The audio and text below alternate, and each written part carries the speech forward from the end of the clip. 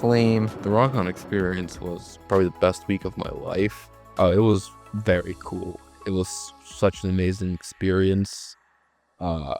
Just the rush you get when you launch a rocket into space, especially at a government facility. I mean, it's a cool story to say, but I got to see how NASA operates the payloads, the facility tours.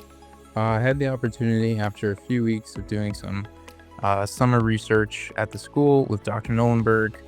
We got to go down to Virginia at Wallops Flight Facility and assemble some Geiger counters to put on a sounding rocket that eventually went up 118 kilometers. The students actually got to take their circuits, put them on a base plate.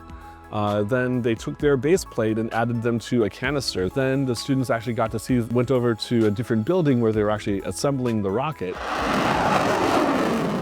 Hearing it launch and the unique position we were able to be at as far as how close we were, whereas the normal public, is miles away, we got to be right up front and center, and it was just an incredible experience. So the education of physics I got from SUNY Oneonta, once we got that data back, I was able to verify physically what those anomalies corresponded to. We have lots of students doing really interesting work at engineering companies around the country.